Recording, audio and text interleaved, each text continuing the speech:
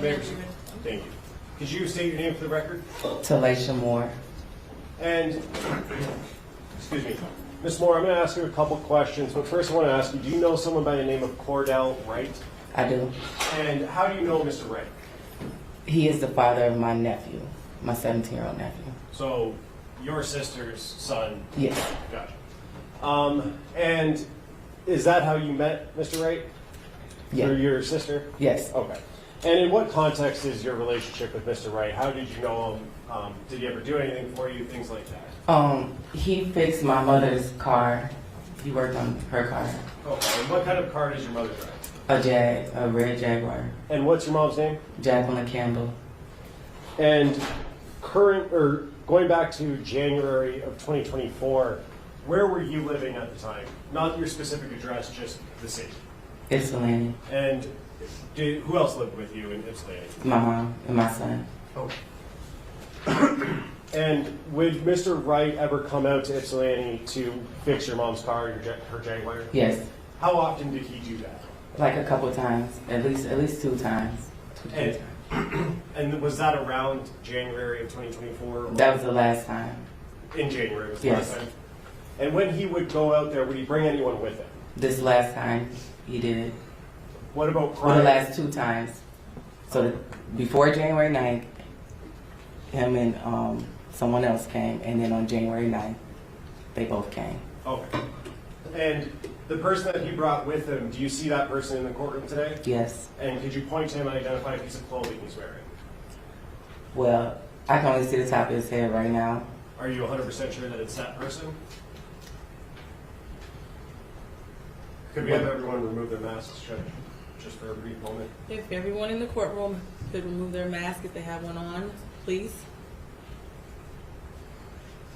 Ms. Moore, do you see the person that Mr. Wright brought with him? I do. And could you point to him and identify a piece of clothing he's wearing? A green one-piece thing.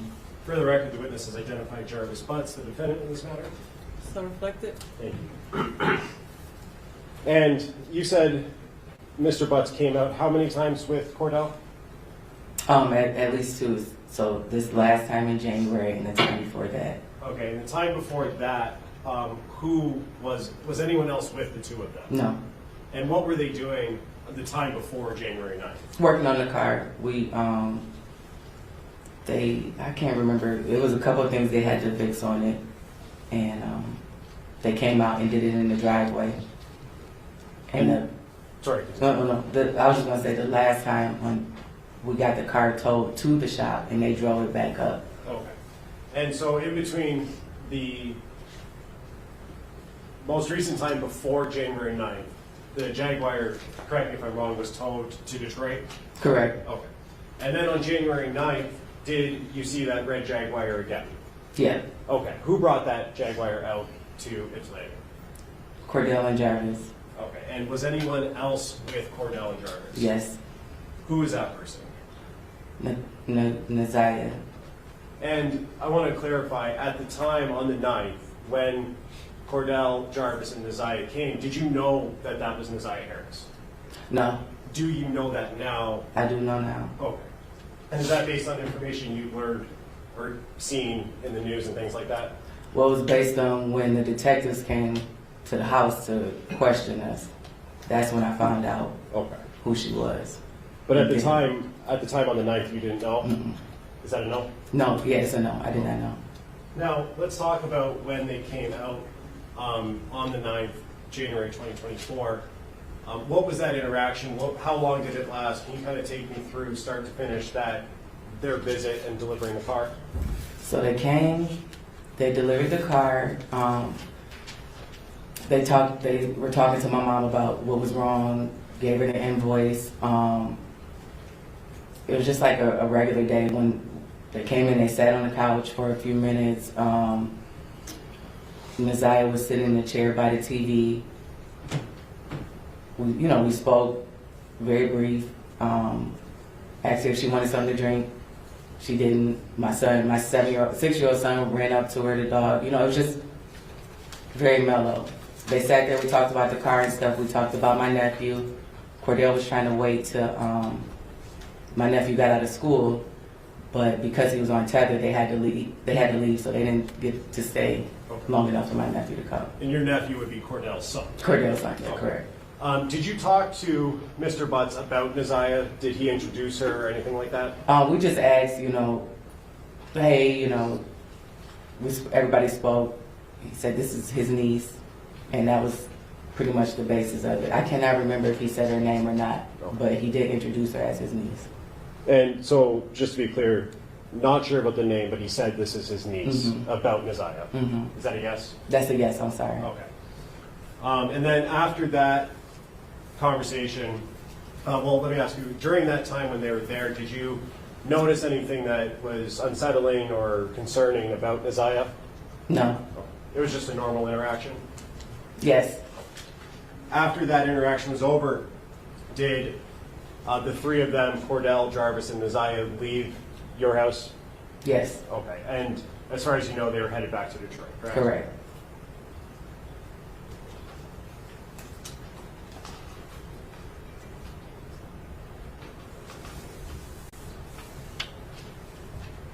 When they left, whose car were they leaving in?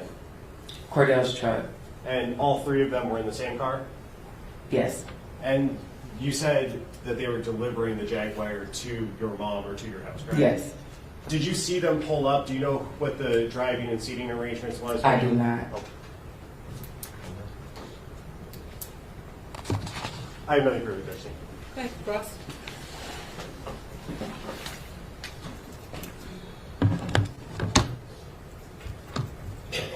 Good afternoon. Good afternoon. So, you're technically not related to Cordell, right? Correct. That's just the uncle of, I'm sorry, he is the The father father. of your nephew. Okay. How would you say your relationship is with Mr. Wright? It's cool. Like, no issues. You got along with him well? Mm-hmm. Okay. Yes. And you know Cordell worked as a mechanic? Correct. Okay. And how long has he worked on your vehicles? Was this something new, or had he worked on your vehicles previously? I think he might have changed the oil on one of my cars a couple years back, but not that frequently. Okay. And you knew he had did you know he had a shop that he worked out of? Yes. Okay. Had you been to this shop? Yes. Okay. And you said that there was a time prior to January 9th that he came up and worked on the car, correct? Correct. And you said that my client was with him that time. Correct. Do you recall when that was? It had to be in the summer. I cannot recall the exact date. But it was the summer of 2023? Yes. Okay.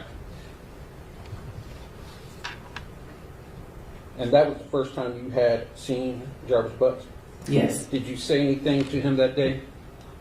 Yes, The we first talked. time? Yes, we talked about me being a member of Zeta and that he had a cousin or somebody that was a Zeta. We all went to O'Reilly's to get some parts or something for the car. Okay. Stopped and got something to eat. Came back, but it was very mellow, like. So that summer of 2023, you had a fairly decent conversation with them, correct? Correct. And it lasted for a period of time, correct? Correct. So on January 9th, when you saw him, you knew who he was. Correct. You had recognized him because you had spent time with him, correct? Correct. Okay. So you had the car, and you knew that he was partnered with Cordell at the shop, correct? Correct. Okay. So on January 9th, approximately when did you have the car towed down to his shop? I think we had it towed maybe like the 4th or the 5th. So it was there from the 4th, okay? And it was the 9th that they brought it back? Correct. Okay. Do you know approximately what time the car was brought back?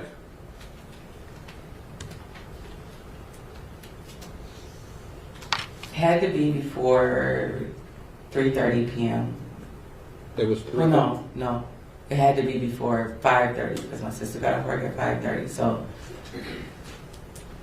mid-afternoon. Okay. But you're not sure the exact time. I'm not sure the exact time. Was it light or dark outside? It was still light out. Okay. And they came up, they pulled the Jaguar in first, the driveway, Correct. right? And then Cordell's car was behind us. I believe so. Okay. When they pulled up, did you see them exit the vehicles? No, Okay. So you don't know who was driving what? I don't. Okay.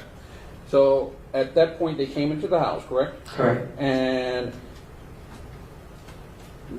did they all walk in together? Yes. Okay, so Cordell came in, followed by Jarvis, correct?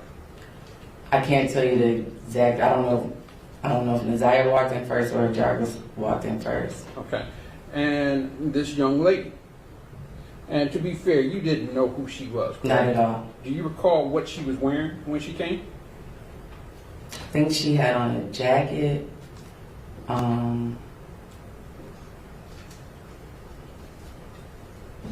But I can't really. Don't recall? No. Okay. Do you recall what any of them had on that day?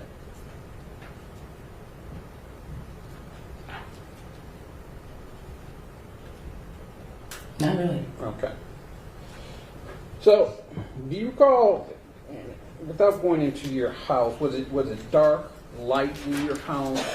Were the lights on? The lights were on. Okay. And you have a fairly large living room? Yeah. Okay. So when they came in, you said that Naiah sat next to the television.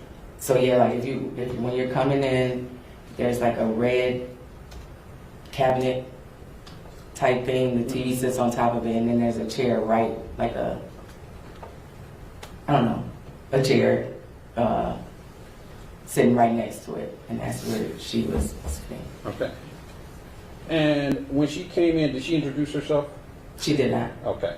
So she came in, sat down, right? We offered her to see, like, came in, Cordell said hello. He was doing most of the talking. Jarvis said hello. Said, this is my niece. Then was like, y'all have a seat. Okay. Cordell sat on the couch. There's a couch this way, and then a long couch this way. I'm sorry, go ahead. And I was just gonna say, I believe that they were both on this couch. Naiah was in the chair, and me and my mom were on the longer couch. So your mom was there, Yeah. correct? All right. And you all were conversing, correct? Correct. And it's fair to say that you weren't conversing with Naiah, correct? No.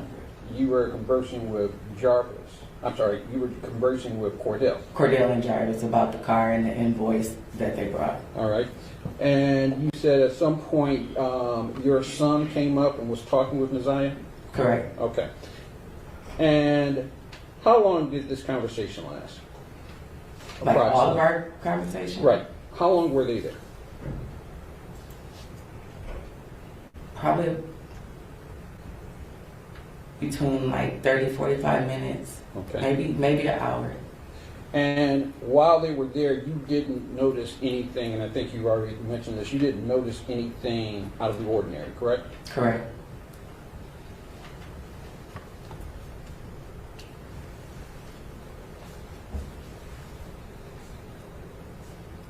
Did you see Jarvis Butz conversing with Naiah Harris?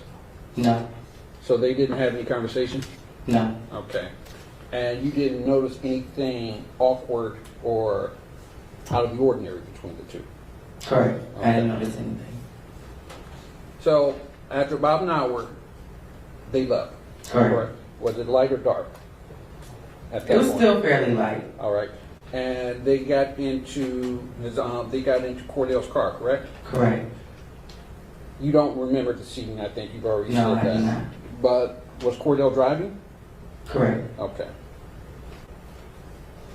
So that day you didn't think anything out of the ordinary happened, correct? Correct. And at some point you were contacted, correct? Correct. When were you contacted? Well, we were contacted by Cordell the next day because when we paid the invoice, it was $70 short. So we had to get Jarvis's cash app to send the rest of the money. So that was the last part of the conversation. And then the detectives came, I want to say the end of March, So the end of March. So I believe. I don't know the exact day, but it was at least a month or two later. and it was when the detectives came, is when you found out that the person that was in your house was Naiah Harris, correct? Correct. All right. And did they tell you that this person was Naiah Harris? They asked me if I knew who she was, and they asked me if I knew who Cordell was. They showed me a picture of Mr. Butz. They asked me if I knew who all these people were, and they asked me if I knew her name, and I did not know her name at that time. Okay. And they told you her name.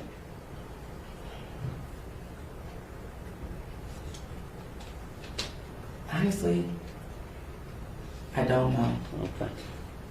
And at any point, did you look up why they were there or look up any information about this case Yeah, after they left. after they left? Mm, Okay, and what did you look up?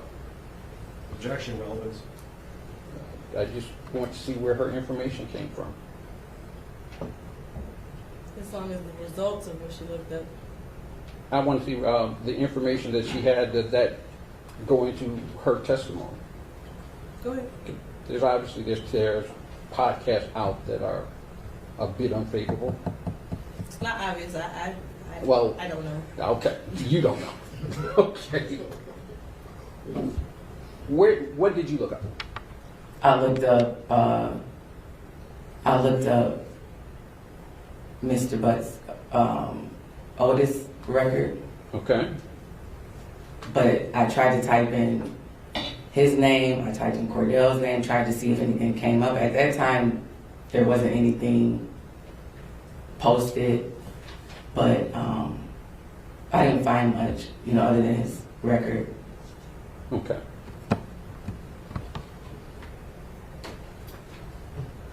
Just one more thing.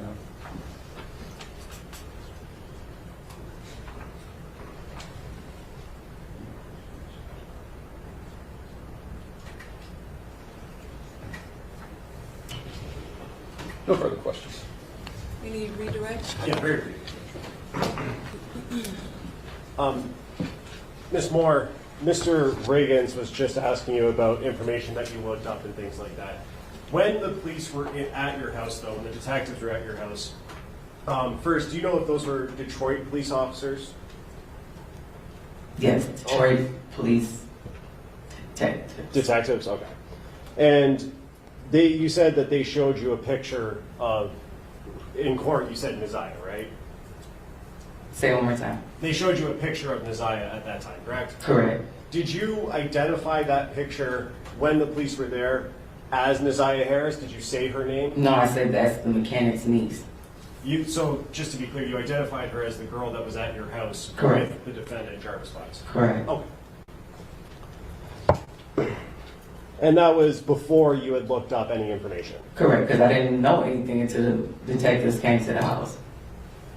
And while Naiah and Jarvis and Cordell were at your house, you said Naiah was sitting next to the TV? Mm-hmm. Yes. And did Naiah, during that 30 minutes to an hour, ever get up and leave, use the restroom or anything like that? No. Oh.